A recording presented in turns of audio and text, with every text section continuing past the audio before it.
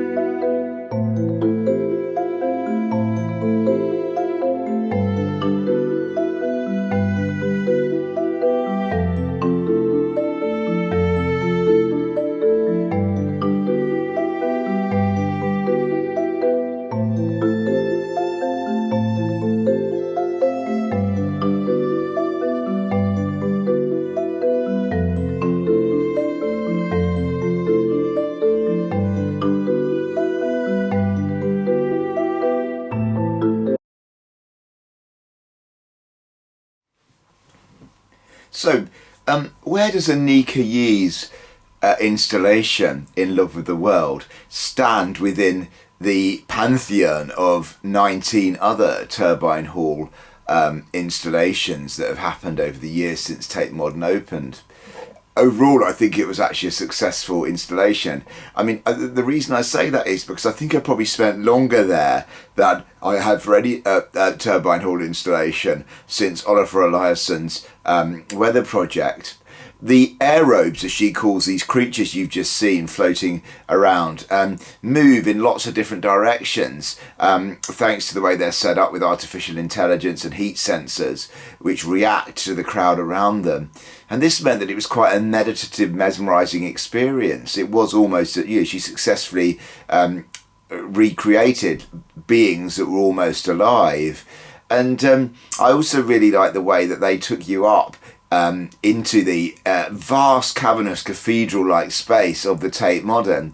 That was really nice, because often with these exhibits you're looking forwards or around you on ground level. So this was really great, looking up to the ceiling and appreciating the space. There was a couple of things that I didn't think worked as well. I think the on a technical level, I'd have liked these aerobes to actually come closer to us as viewers. They tended to keep their distance. I imagine for health and safety they're programmed to do that, but it'd have been great if they'd sort of swooped down to almost touch us and then just stop before they did. Secondly, one of Anicka Yi's motifs is her use of scent, and scent was meant to play a part in this installation, and we're told it was, but I didn't actually experience any of that at all in the installation. I took my mask off and sort of took in big gulps of air to see if I could smell anything beyond the visitors around me, and that wasn't the case. I couldn't, and so that's a real pity. I think you needed more. I just think the scents get lost in the vast space, and because the aerobes don't get that close, it's harder to appreciate that part of the installation. But I spoke to some visitors, and they were really, really positive about this, as was I, some fellow visitors. And so overall, I think it was a successful installation because it was beautiful. The movement of the aerobes were mesmerising, and it also made me think. And I like the way that she was trying to challenge our preconceptions of artificial intelligence as something threatening. These were very benign, machine-like beings. And so that made me think as well. I really think the way that the aerobes will adapt to visitors as we visit the Turbine Hall and change their movements in response to data they pick up from us will mean that this is somewhere that I would definitely want. This installation was somewhere I'll come back to again and again, obviously in tandem with visiting other parts of the Tate. So definitely recommend it. I think overall, although it's not absolutely outstanding, it's a really successful installation within the Turbine Hall itself. Just one other thing as well, I will say, it's sad, Tate is obviously open still at a limited capacity, and certain bits of it are shut off. Some of the shops are closed, some of the cafes, the second members room. And I really would love to see Tate try and reopen some of these spaces, because the ones that were open were very, very busy, even though visitor numbers are limited. And it would be amazing if we could start breathing life into the bits of the building that have been shut down since the pandemic for understandable reasons. So Tate, if you're listening or watching, please could we have a look at that as we get into the winter, and hopefully more and more visitors can come to enjoy the art which Tate Modern is showing. Anyway, Anicka Yi's In Love with the World is a good exhibit to visit. It's worth making time for as you visit the Tate and some of the other exhibitions or the permanent collection.